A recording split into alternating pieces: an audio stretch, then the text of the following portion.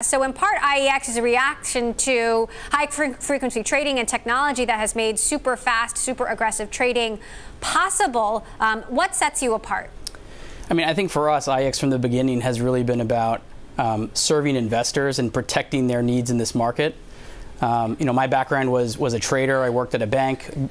Large mutual funds, pension funds were my clients. That represents the everyday investor. And what we found was that the stock exchanges, New York Stock Exchange, NASDAQ, being two of them, were selling high-speed data and technology advantages to a group of high-speed traders that essentially let them trade and pick off the everyday investor. And I think from our standpoint, it was about creating an exchange that leveled the playing field, that gave these investors a market that was actually protecting their interests instead of exploiting them.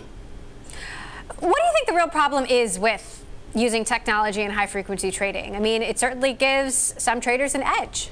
Yeah, so I think it's a perfect question because there are good uses of technology in trading, and there are bad uses of technology in trading. And so from the good standpoint, you look at people using technology to make markets and provide liquidity, trading correlated products like an ETF versus the underlying stock.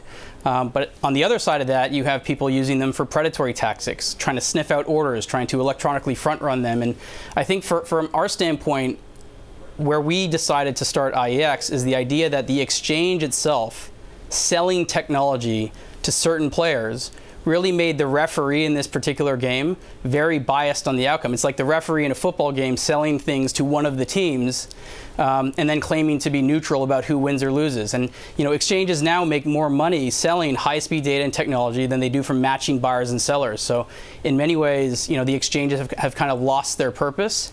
And really, from an IEX standpoint, that's our competitive edge. We are aligned with investors, and now we're really happy that we can start to align with companies with the launch of our listings business. That said, Interactive Brokers could be taking a bit of a hit to its price because on your exchange, it won't have as much exposure to other exchanges. How do you sell that to other companies? Well, actually, Interactive Brokers, I think, outperformed, let's say, E-Trade by 2% today. So I think the market's responded well to the news. But what I would say is that stocks can trade on any exchange.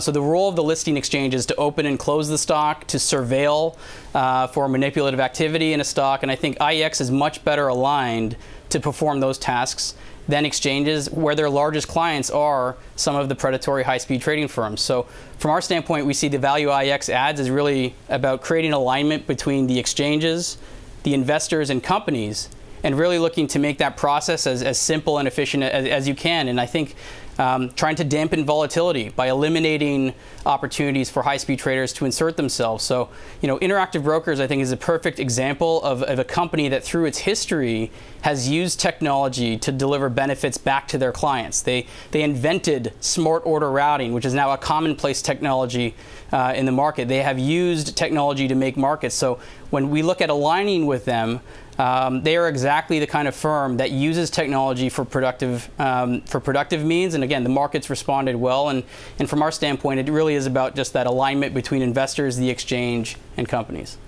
Okay, that said, why do you think it's been so hard to recruit other companies? I mean, clearly there is some skepticism out there. Yeah, so for us, I mean, a lot of it's the regulatory process. It took us 2 years to get our exchange license. And again, the exchanges don't want anyone in this club, so they lobbied very aggressively against us. It took us another year after that approval, over a year actually, to get our listings license. So for IEX, this was kind of the first year we could launch this program.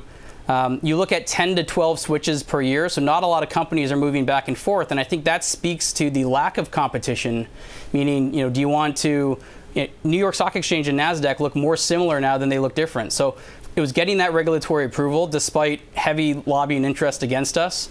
And so from our standpoint, again, getting the first one was really important. And having it be a company like Interactive Brokers, a 20 billion plus market cap, and very sophisticated, a very sophisticated player, I think sends a very strong message to people, other companies, whether you're inside or outside of finance, being able to follow the lead of someone who's sophisticated, who understands the markets. And when you look at their chairman, CEO, Thomas Petterfy, he's talking about this is good for our shareholders. And I think from our standpoint, that's exactly the same message that we've been talking about. So for us, it's really exciting, and I think definitely great momentum for us to launch this business with that kind of company. So most listing swaps happen towards the end of the year before fees are due. Can we expect more this year, and who are you targeting? Sure, yeah. So we've been having great kind of conversations across the board. The interest also has from new companies has spiked since the announcement. So from our standpoint, it's really focusing on Interactive Brokers. October 5th seems to be, or is expected to be, the date. I can't announce other companies, but the interest has been good, and we're really excited. So, I think this will be a great, finish to the year for us for sure.